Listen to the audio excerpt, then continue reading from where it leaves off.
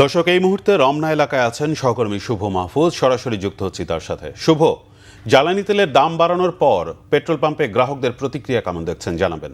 রায়হান, আপনাকে ধন্যবাদ। আসলে জ্বালানি তেলের দাম অকটেনে প্রতি লিটারে 20 টাকা, পেট্রোলও 20 টাকা, ডিজেলে 15 টাকা বাড়ানোর পর আমরা দেখতে পেয়েছি এতদিন যে গুঞ্জন ছিল আসলে মূল্য বৃদ্ধির পর পেট্রোল পাম্পগুলোতে লাইন কমে যাবে, কিন্তু আমরা সেরকম কোনো কিছু আমরা দেখতে পাচ্ছি না এখন পর্যন্ত।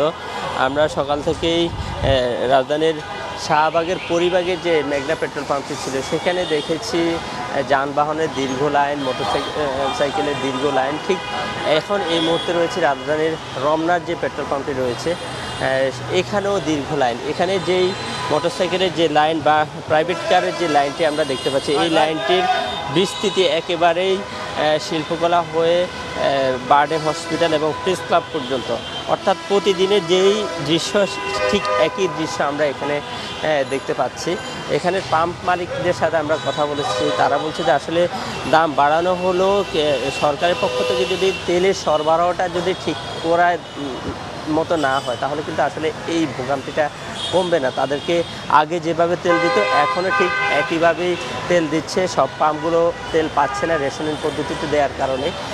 সরকারের পক্ষ থেকে বলা হচ্ছে যে মজুদ রয়েছে বা সরকারের মজুদ ক্যাপাসিটিও নেই, এর কারণে প্রাইভেট কোম্পানিগুলো থেকে কিন্তু তারা সরকার তেল নিতে পারছে না। কিন্তু আমরা পাম্পগুলোতে আসলে এটার ব্যতিক্রম দৃশ্য দেখতে পাচ্ছি। প্রতিদিনের মতো আজকেও পাম্পগুলোতে দীর্ঘ লাইন। যে প্রাইভেট কারের যে গ্রাহকরা এখানে তেল নিচ্ছেন তাদের সাথে আমরা কথা বলেছি, তারা আমাদেরকে জানিয়েছে যে তারা ভোর 4টা, কেউ ভোর 5টা লাইন দিয়েছে। লাইন দিয়ে ধরে এরপর দুপুর 1টা, 12:30, 1টা বা 1টার পর এসে তারা তেল পাচ্ছে। আমরা শাহবাগের পরিবাগের যে পাম্পটি রয়েছে সেখানে আমরা প্রাইভেট কার এবং মোটরসাইকেলের গ্রাহকদের সাথে কথা বলেছি। বিশেষ করে প্রাইভেট কারের গ্রাহক যারা, তারা বলছে তারা ভোর রাত 3টা, রাত 4টা এসে লাইন ধরেছেন এবং সেই প্রায় 8-9 ঘন্টা লাইন ধরে দুপুর 1টা, 1:30টার দিকে এসে তারা তেল পেয়েছেন। এরকম প্রত্যেকটি পাম্পে একই অবস্থা। কিছু কিছু পাম্পে আবার তেল সরবরাহ বন্ধ রয়েছে।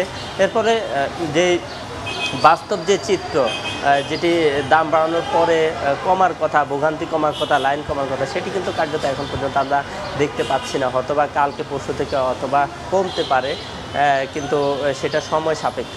তো রায়ান, মোটামুটি এই ছিল আমার কাছে পেট্রোল পাম্পের এখনকার সর্বশেষ পরিস্থিতি। শুভ, আপনাকে অসংখ্য ধন্যবাদ। দর্শক, রাজধানীর রমনা পেট্রোল পাম্প এলাকা থেকে আমাদের সাথে যুক্ত ছিলেন সহকর্মী শুভ মাহফুজ।